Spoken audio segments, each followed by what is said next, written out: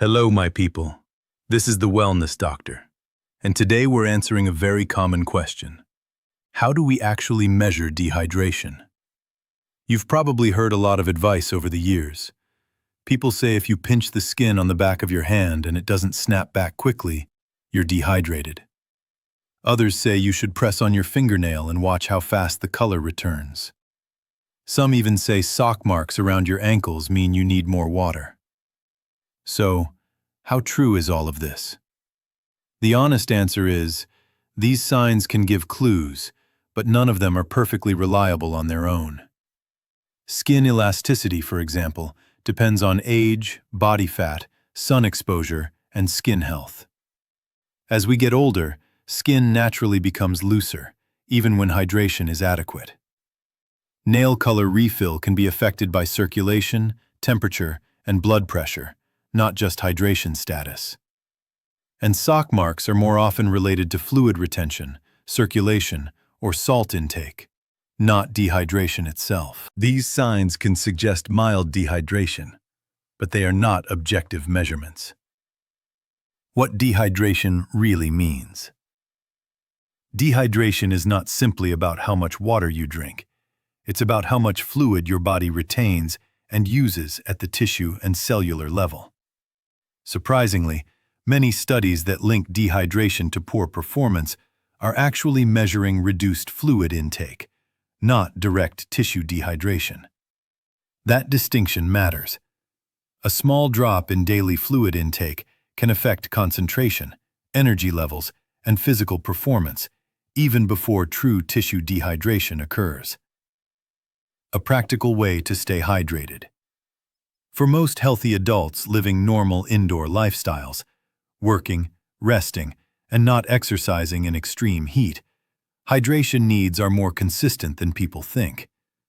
A simple, effective guideline is this. During the first 10 hours after waking, aim for about 240 milliliters, 8 ounces, of fluid per hour on average. This totals roughly 2.3 to 2.5 liters during that period. This doesn't mean drinking every hour on the clock. Most people drink in intervals, larger amounts at meals, smaller amounts between. That's perfectly fine. The goal is total intake, not rigid timing.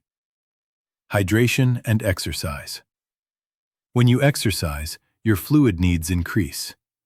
Sweat loss varies by intensity, body size, temperature, and clothing. A useful guideline during exercise. Consume fluid steadily throughout your workout. Heavier individuals and longer sessions require more. Sip consistently rather than waiting until you're very thirsty. If your urine becomes dark, your mouth feels persistently dry, or fatigue sets in early, those are practical signs you may need more fluids. Does beverage type matter? Water is ideal, but other fluids contribute too. Tea and coffee still hydrate, despite myths. Electrolytes help during prolonged sweating. Sugary drinks should be limited, but still count toward fluid intake. Alcohol, however, promotes fluid loss and should not be counted toward hydration goals. The best indicators of good hydration.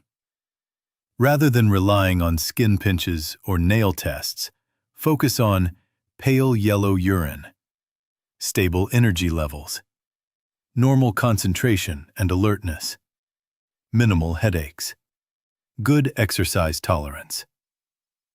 Key takeaway. Dehydration isn't about perfection, it's about consistency. Drink regularly, adjust for activity and heat, and don't wait for extreme thirst. Your brain, muscles, heart, and kidneys all depend on proper hydration to function well. Your health is built daily, one smart habit at a time.